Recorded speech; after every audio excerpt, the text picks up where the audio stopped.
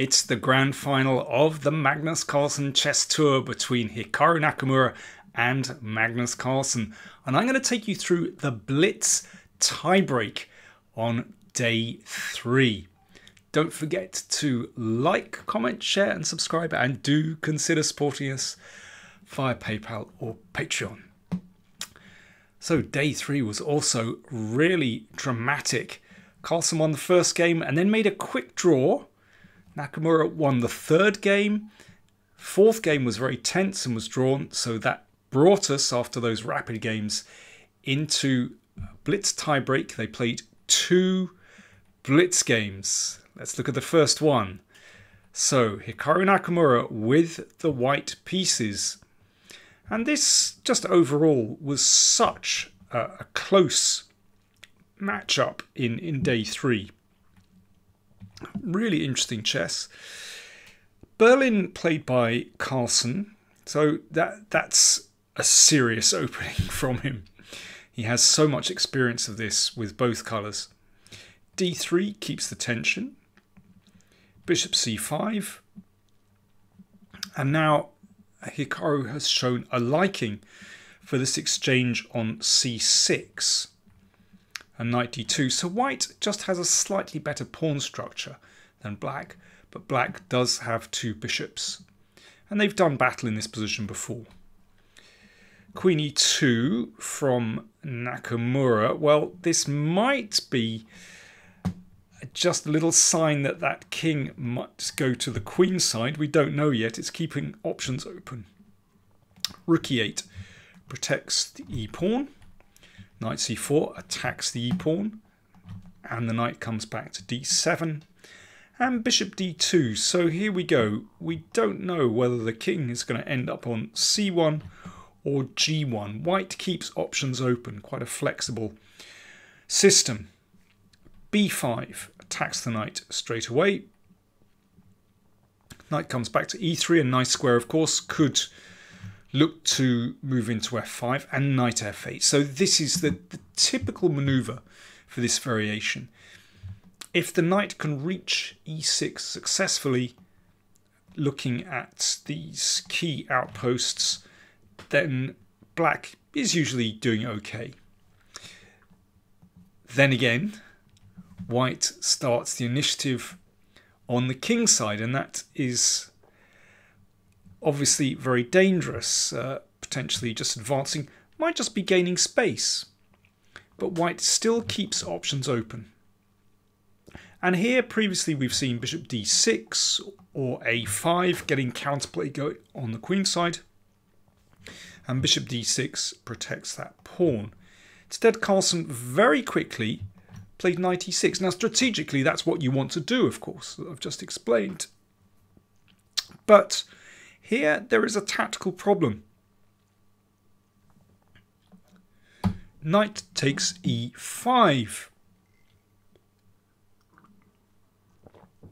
And here very often that's just a tactical mistake, because the knight will come to d4 attacking the queen, and then the rook attacks the knight. In many variations that's so. But here there is a problem. So Nakamura took here. If knight d4, then white has knight takes f7. First of all, if king takes knight, then queen h5 check with a double attack, and white has won 2 pawns. Winning position. Okay, so after knight f7, what about knight takes queen? Well, then knight takes queen, and basically white ends up 2 pawns up. So this is the problem. Knight e5 is actually working for white. The tactics work in white's favour. Probably best for black is just to play queen f6. Then knight g4 attacks the queen goes back to e7. Well, white has won a pawn, but still, there is still some play there for black. Potentially knight d4 at some point, and white still has to decide where that king is going. Could come under fire in whichever way it goes. But Carlsen, after about a minute, played a5. Now, he's made a blunder, you know, overlooking that white could take this pawn. But this compounds his mistake. He was, of course, hoping for knight takes pawn, queen d6, and then it starts to get a little bit unclear. But no, queen h5, an excellent move from Nakamura. Of course, threatening queen takes pawn, supported by the knight. And if rook f8, defending that, then you can take on c6, because in this case the queen just sweeps over. That guarantees a queen exchange, and then white is simply 2 pawns up, well, for nothing basically, and with a very solid position actually. So what about g6? Well, that's what Carlsen played. But now the queen drops back to f3. Queen takes f7, still threatened, and we've tempted that pawn forward, which creates horrible weaknesses around the king. And just watch how Nakamura exploits that. It's really beautiful. So, first of all, queen f7 threatened. Carlsen played f6. Now knight takes c6. Now, however black plays here, it's pretty much lost actually. Carlsen played queen d7. Now, we don't want to send the knight round here. That's not the point. Nakamura took on f6. Excellent move. And here Carlsen took the knight. Let's just have a quick look at what happens on rook f8, because this is very attractive. If the queen goes back, then black is in with a shout. But instead, white has knight g4. Great move. Threatening mate. So rook takes, knight takes, and that, of course, is a knight fork. And white ends up in an endgame. The exchange and 3 pawns up. Winning position.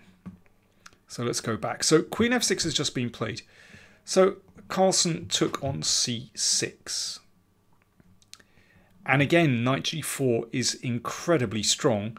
In fact, Nakamura played bishop c3, also very strong. But let's just have another look at this knight g4 idea. So this was not played, but let's just have a look. Mate threatened. So the bishop comes back to f8. And now the knight hops into e5, threatening the queen, also threatening queen f7 check. So when the queen moves away, queen f7, h5 is a killer. Rook e7, knight g6, for example. And mate next move. Well, there are many ways to win this position, and bishop c3, as Nakamura played, is also quite sufficient to close out the game. It's just that that variation was very attractive. So the queen simply is going to come in here.